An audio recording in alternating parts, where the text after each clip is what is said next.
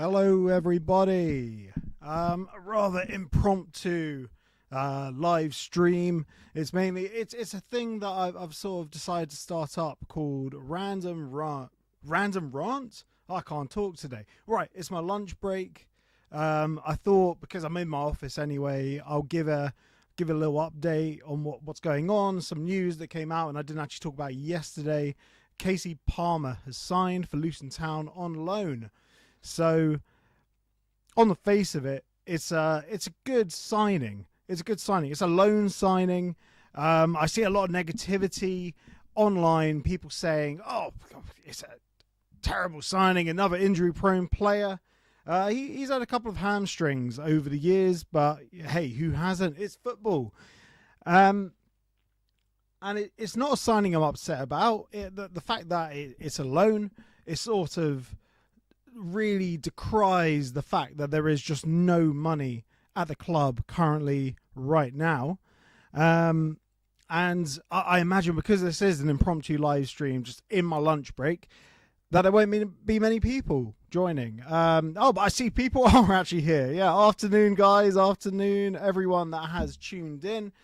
So I'll give some thoughts about Kasey Palmer, and I'll talk about sort of the Hatters Heritage news that's been going around. I noticed there were some bits on Outlaws, and people messaged me asking, "Hey, what's happening? Aren't you involved with that?" Well, yes, I am. I was. So, right, Kasey Palmer first. On the face of it, not a bad signing. Very good player in tight spaces. He's out the loop at Hull. He's not wanted there, which is Hull are a funny one. You look at the table and they're fourth in the championship. I have no idea how they've done that because they had Ruben Sellers and that guy Tim Walter that were in, and they looked like relegation fodder. It looked like sacking Liam Rossignol, who's now in at Chelsea. Mad, but he's a good manager. But Chelsea, seriously? I don't know. It's a weird one. They look like relegation fodder. Kasey Palmer obviously doesn't fit into what they're trying to do there, and that's fair. That is absolutely fair. And now we've picked him up.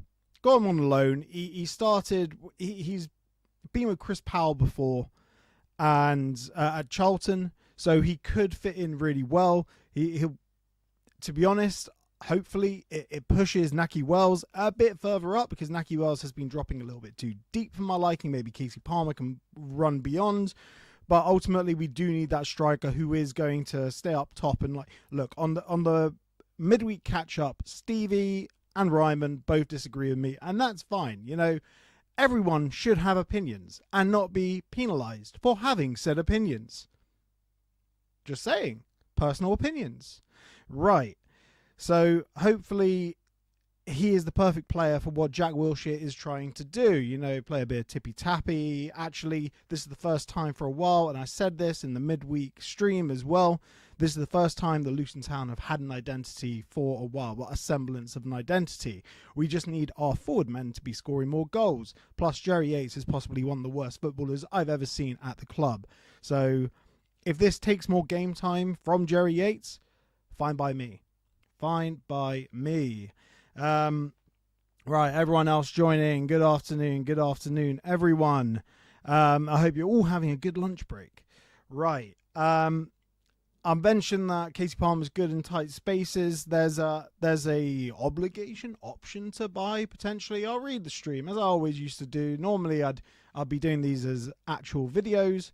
Jack Wilshere is added to his attacking options with the signing of experienced midfielder Kasey Palmer on loan for the rest of the season. Jamaican international Palmer joins the town from Hull City after making 11 appearances this season in the Championship for the Tigers. On his latest arrival, Wilshere said, "Kasey gives you experience and know-how in important moments, like when we dominated games I haven't been able to see it over the line. He's had pressure on him from a young age when he left Charlton as a 16-year-old. Chris Powell was the manager who tried to convince him to stay there, but Chelsea came in, he played in their youth team, that won everything. He went on and has been at some big clubs, played in huge games like the Championship playoff final against Luton." Yeah, he was on for about 15 minutes. He wasn't fit, but I was worried when he came on because he is a good player. He is a very good player, but as long as Bramall is still on free kick duties, that's all that matters. He can play in all the positions across the midfield with his physicality. He can give us more balance in the squad, ability to rotate, especially when you consider the run of games we've got coming up and their importance. We've asked him to step down a level. He's still hungry and ambitious, so the selling point was helping us to get back to the championship. He's someone who's going to help us between now and the end of the season. It's hard not to agree there, but we need more players in. After completing his medical at the Brace, Kasey said, "It's for me to put a stamp on the team early, try and impress from day one, and get the team up the table as much as we can. I hope I can contribute to Luton getting back to the championship.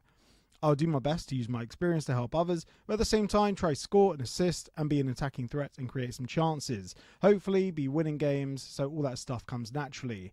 You look at the squad that's here, you expect playoffs as a bare minimum." Famous last words, Kasey. Famous last words. I think it's now for the players to deliver. Well, that's kind of what I've been saying for the past 2 years, isn't it? You can't always say we got this squad and we should be here. You got to deliver. So for me coming in, I got to deliver. That's how football is, right? And then they give a little spiel about his background. Right, yeah. Welcome to Luton Town, Kasey.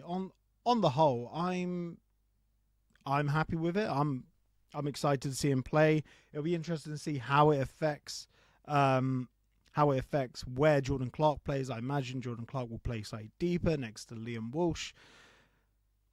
And we'll see what else can happen. But Saville's obviously going to lose game time. He already has. He sort of dropped out. I do worry that a midfield of Liam Walsh and Jordan Clark, a double pivot, will be pretty lightweight. But we'll see what happens. There's always Joe Johnson playing in that sort of inverted left-back role, which sort of bulks up that midfield slightly. So we'll see what happens. I can't imagine him coming straight in. Maybe he will. He hasn't played a lot of football. He'll probably be blowing after, well, as half-time comes. Let's hope he just puts in a shift for the boys. That's all that matters. Right, and now... essentially, any other comments? No, just more good afternoons. Okay, so you've probably seen the news on Hatter's Heritage that's on Outlaws.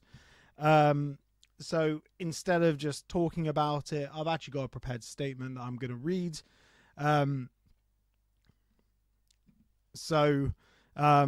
This is a tough one. It's a tough one. But before I read that, Highland Hatter. Evidently, no one wants to take Yates or Brown off our hands. Can you blame them? Brown, he's a top earner, and whoever we try and foist him off onto, they're going to have to take some of his wages. But, old Muggins here, Luton Town Football Club, we're going to end up paying his wages, aren't we? Right. So I got a statement that I want to read about Hatter's Heritage and my involvement.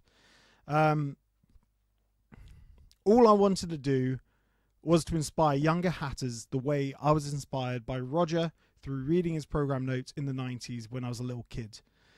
As far back as I can remember, I flicked through programs, read names and remembered them. Gareth Owen, Bruce Sewell, Roger Wash. His articles always stuck with me because when I was young there was no way to learn about the history of the club other than listen to my dad and his inaccurate ramblings about our relegation from the top flight in 92 being a fix. In hindsight, after all this time, it turns out my dad was actually talking about our relegation in 75. When the chance to join Hatter's Heritage as a volunteer came about 3 years ago, I was blown away by the work that had already been undertaken and the foundations that had been set. I set about working with a team of volunteers diligently. 15 months ago, it was truly an honour to have been asked to become a trustee, a role that I always approached with a can-do attitude, albeit juggling my responsibilities as a dad with 2 young kids, a full-time job, and running this podcast. Who would have thought this podcast would be the thing to get me into trouble?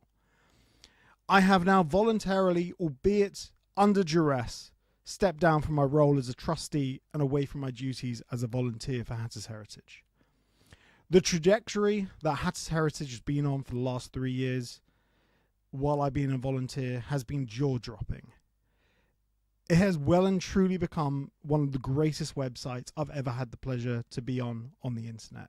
It's amazing. And there's a link below in the comments if you want to check it out.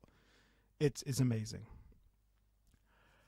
Kudos to all the work of the volunteers, the trustees, but most importantly, Will Foster, who has been a stallion and a Ross Barkley-esque addition to the team. He's been key in the migration to the new server we're hosted on, and I'm certain Hatters Heritage will continue to go from strength to strength even in my absence. Whilst my resignation as a trustee is being made under duress, I understand why I needed to do it. To remove an obstacle. I've been pushed, not by Roger, who is the nicest man in football. He is. Roger Wash is an absolutely charming guy, and if you have the pleasure to meet him, you'll see he is a lovely man. But by someone else associated with our wonderful club, who has put a roadblock up to a significant Hatters Heritage project. This person has a problem with free speech, and those who have a platform and are willing to use it. Hopefully with myself and Brian Webb, who was another trustee who's also resigned, this roadblock has been removed and the project will go on unimpeded and completely solely to the vision of the chairman of Hatters Heritage and the trustees. There is now nothing standing in its way. I will continue to support Hatters Heritage through my podcast, raising awareness and driving people to join as members and volunteers. As with 2 members now gone, Hatters Heritage are now very short of help. I encourage anyone with spare time or money to consider joining or making a donation to the work that Hatters Heritage are doing, because it is solely run by volunteers. Having gotten to know the trustees and the volunteers through AGMs, meetings at Kenilworth Road and a Christmas party, it's been an absolute pleasure meeting every single one of you. I hope we can all stay in contact. Everyone, take care. And most importantly, come on, you Hatters.